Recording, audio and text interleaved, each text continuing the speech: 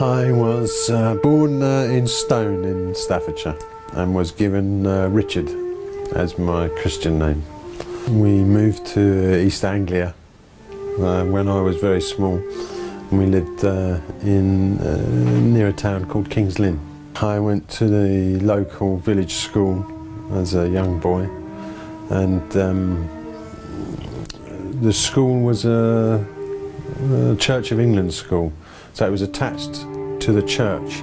My parents, they were not particularly religious, but I believe they wanted to give my sister and I the opportunity to choose for ourselves, which meant to understand something of it from the inside. So we went to church most Sundays, and often I used to go into that church to find some peace and quiet, and I had that as my personal space for many years. I was also one of the altar boys in the church. I would carry the cross and dress in a skirt. I always felt very close to Isa. Then I ended up winning a scholarship to a boarding school in Suffolk near Bury St Edmunds. So at 11 years old I went there, and that was my childhood began afresh. And whilst there, I suppose my interest in the church itself crumbled. It was, as a teenager you start to ask questions which I was never given satisfactory answers to, the questions that came up about spiritual life, about God himself, and particularly about the trilogy, you know, what should I say, the Trinity. I started to look elsewhere, and inevitably I gained an interest in hashish and in psychedelic drugs. Basically using drugs to look at yourself. So I entered into this way. I didn't take the drugs for fun or for recreation. It was a way of working on yourself. Bearing in mind at the time, at 15 years old, you're told, well, you should do this to get that, and once you've got that, you can do this, and it involves qualifications, university, good job, nice house in the suburbs, and I just felt this wasn't, there was more, there must be more.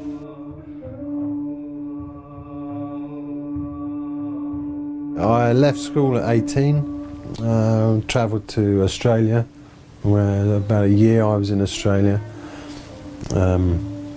working in Sydney. Then I came back from Australia and moved into London. I was dossing on the floor of a friend's apartment who'd gone to university, and through dossing on his floor I met his university friends and met my wife to be there at 19 or 20 years old. My name's Marianne, I'm 42. I'm the wife of ABDUL JABBAR. My father's a Methodist from Ghana. My mum was born as a Catholic from the old Yugoslavia. But I was brought up as a Protestant Church of England. I always believed in God, but I found that religion wasn't helping me. It didn't provide me with any answers, so I left it and pursued Taoism, because I started to learn Tai Chi, and I thought, well, there must be something in that, and there was. I mean, up to a point, there was a lot of teachings that were helpful, but still feeling alone really, and not having a proper purpose, and being involved in sort of the outward materialistic form of life, you know, searching materialistically for meaning in life, and it wasn't until I encountered Islam that I actually felt that I'd found something that was going to teach me something, that was going to take me further, and fulfill me personally as a human being. I got a job working in the city with a property company who auctioned commercial property. Quickly, I became disillusioned again with that, and had the intention to drop out completely. So I went and bought myself a tent and a bow and a sleeping bag, and foolish as it may seem in hindsight now, at the time I was going to go and live in Spain, up a mountain, hunting for rabbits and foraging for salad. And this is what I was going to do, basically drop out. Then one day, shortly before I was due to leave my job and go, my whole vision became a cloudy sky. And when that cloudy sky cleared and I came back to reality, the first thing I saw was an open magazine on my desk. From where it came, I can't say. And it was open at the back pages where the adverts are. And the first thing my eyes saw was Shiatsu College. So I phoned straight away, enrolled myself into the Shiatsu College. I saw it as a bit of this was a gift. So I think that was around about the June. In September I started at the Shiatsu College, and then all of a sudden there came a visiting teacher who visited all the Shiatsu colleges in the country. And I remember him coming, and he did say, more or less, whatever you've been learning, forget it for this weekend. So as soon as he said that, that's my type of guy, you know, I loved it. Anyway, he only came for the weekend, went away, and I only saw him for that one weekend in the first year. And then the second year came around, and he came again. And this time, because now we are a year, not beginning students anymore, we know something. So he came and he started talking about spiritual power. And this spiritual power you could gain from taking a spiritual guide or a spiritual master. At the end of which he said to us that he has a spiritual master, and that spiritual master would be in London sometime in the coming year. If we were interested to meet him, put our names down, and when the time came, he'd call us and arrange for us to meet this spiritual master. So I was not so excited to see the spiritual master, but what I did want was to spend more time with the teacher. So I put my name down. Anyway, that was the end of the lesson. I went home, I lay down on the sofa, and I had one of those very lucid dream, you know, where you're kind of just half asleep, nodding off, and you have something comes. Anyway, the dream I had was very interesting to me. At the end of the dream, I ended up in space, and I looked to my left, and there was a red crystal pulsing, hovering in space, pulsing, and around it were rings of light that made it look a little bit like one of those table gyroscopes, you know, the ones you push and it's perpetually, a little bit like that. Anyway, so because of its colour and because it was pulsing, it was not a leap of intellect, but I said to myself, oh, that's something to do with the heart. And as soon as I thought heart, in the other side of the picture popped up like a little Victorian portrait of a guy with a turban and a beard, and from his mouth started to scroll script. Didn't hear anything, but from his mouth was scrolling script. That was the end of the dream. Well, excellent dream. Anyway, a few months went by, And suddenly I took a call from that shiatsu teacher to say that his spiritual master was in London. Did I want to come down and meet him? So the answer was yes. So he gave me an address in Tottenham. I arrived at that address in Tottenham, and was an old convent. And in those days it still had one of those doors, you know, with the thing that goes aside. I knocked on the door, goes the door, the face peeks out with a beard and a turban, and I thinks to myself, oh no, what have I done? Anyway, I was invited in. So I was shown into a room. The room was full up with beards and turbans, a few others. And I thought, oh dear, I don't want to be here. And then I saw everybody stand up. So as we're conditioned to do, I stood up also. And a man came in to the room, and before he said anything to anybody, he came directly behind the door, put his hand out to me and said to me, welcome. And I recognised the face as being the face from that dream.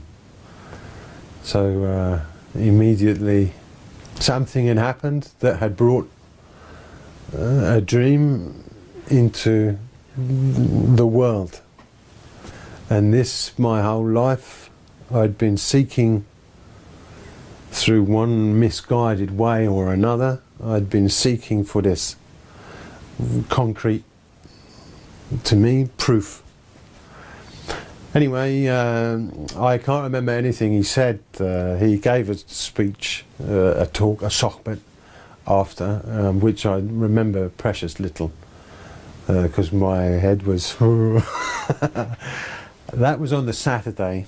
I went back on the Sunday, because this was too weird to ignore. So I went back on the Sunday. On the Sunday I was shown into a different room, and in that room on the table there was a gyroscope, the tabletop thing. So I became a little bit uneasy, and I grabbed hold of one of these turbaned wallahs and I said, look, there's someone who's having a game with me here. Where's this gyroscope from? What's it doing there? It was in my dream. And of course, he's looking at me. And then I realised, you know, I'm on the edge here of something great. Almost madness, you can say. Anyway, long and short, he didn't know where that gyroscope was from. Nobody else seemed to know, so I took this is for me, as another proof. I already had the picture of the guy, and now I have, in effect, the crystal, the pulsing crystal from the heart is now sitting on the table. So that spiritual guide, that sheikh, came in, he gave another sohbet, and after the sohbet I took shahada. He went out, he came back with a dazed expression, and I just looked at him and I said, oh, what have you done now, sort of thing. And he said, I've become a Muslim. And I said, what? Which was my initial reaction. And I know him, I know what he's like. He's always interested, always searching, he's very into the esoteric, so it doesn't shock me when he does things. I just have to process. So I was taken aback, because previously when you hear the word Muslim or Islam or anything like that, you have preconceived ideas. I had a lot of preconceived ideas. I studied French at university. I studied Maghreban novels, and there was an Algerian girl that taught us a couple of novels, talked us through a couple of novels that were all about the subjugation of women and the hard life that women have in Algeria, and it was all Islam orientated, so I didn't have a very good impression of Islam at all in the beginning. So it was a bit of a shock at first. And he just said that he'd taken Shahada, he'd taken Bayat with Sheikh, and I didn't know what he was talking about. I had no idea, I had no clue of what any of that meant. I met the Sheikh on the Saturday. I took Shahada on the Sunday. If you had said to me on the Friday that I would be Muslim, I would have you would have had an answer that you didn't want to hear, I'm sure. I knew nothing of Islam. I had been looking at, from a young age, at Christianity. I had looked through my drug interests in lots of other things: Buddhism, shamanism, Hindu stuff, Tibetan Buddhism, Tibetan Book of the Dead, and all of this, snippets from here and snippets from there, and long and short, I had not found anything really that fulfilled me, that was full. It all seemed empty, although some of them gave a good reflection of something, was not complete. And then, alhamdulillah, I was given Islam, and I found my way home, is how it felt. He never asked me to become Muslim. The only thing he asked me to do was to meet Sheikh, or to come with him to a dhikr, to meet his friends, I was very interested to meet Mikhail Rose, who was his shiatsu teacher, who introduced him in the first place. And from then I met his wife, who was the one who, not say convinced me, but she warmed me to Islam. I was intrigued by her and her journey to Islam, if you like, because she was a convert as well. But no, he never asked me directly to become a Muslim. I took that decision myself. It was about a year later. I think the relationship between Christianity and Islam, for me, is a continuation, definitely. I don't pertain to know everything about Islam or even Christianity. I mean, I can't say I've read every single thing. I just know what I feel. And to me, what I understand is, yes, is this continuation, as there was a continuation from the Old Testament to the New Testament, and now there's a continuation from Jesus to Prophet Muhammad, peace be upon him. So I think, yeah, it's more of a continuation rather than a separateness or a separate religion.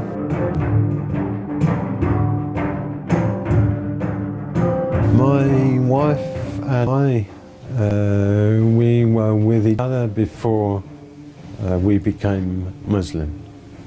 So when we became Muslim, we became married. And now we both of the firm opinion that you must be married. You must be. And if you're not, then your relationship will suffer. Because now we both take so much joy in saying, oh, this is my wife, or this is my husband. And we feel it's an honor, no? And a gift to be given someone that you are in love with, and then more you're given, this is my wife. This is a half of me. We got married the day I met Sheikh Nazim, and ABDUL JABBAR had already taken Shahada and become Muslim through Sheikh Nazim. And he encouraged me to go and meet him. It was a special day. He was here for a Ramadan, I think in 1994. And I'd already been going to dhikrs with a group of people that were friends of ABDUL JABBAR, and I'd met them, and I found them very nice and friendly, and it was a lovely environment. And so I was interested then to go and meet the Sheikh. And so there was a meeting for new people, they say, people who are not involved in Islam in any way, who are interested in Sufism. And myself and two other girls were there, and there was a group of people in a room, and Sheikh just gave this lovely talk about truth. Nothing about religion and nothing like that, just about truth. And then as he got up to greet the newcomers, he shook our hand, and all of a sudden our friend Mikhail, who's the gentleman that introduced ABDUL JABBAR to Sheikh in the first place, piped up, oh, they'd like to get married. A gentleman was asking Sheikh to marry him to a lady, and he said, yes, if I can, inshallah, if not. So our friend Mikhail piped up and said, oh, they want to get married, and we sort of looked at each other. And Sheikh said, come, and he placed his hand on our heads, and then he married us just like that. It was that shocking and quite quick, but mashallah, it was lovely. It was very beautiful. I felt the power of the wedding and of Sheikh, and it was beautiful. Alhamdulillah, we have 5 beautiful children, and we try, in our limited knowledge, we try to live as Muslim, and we, inshallah, they are being brought up as what one might recognise as Muslim, inshallah. We're here at SOAS in central London, and we're just about to go on stage to make some zikr with not so traditional instruments.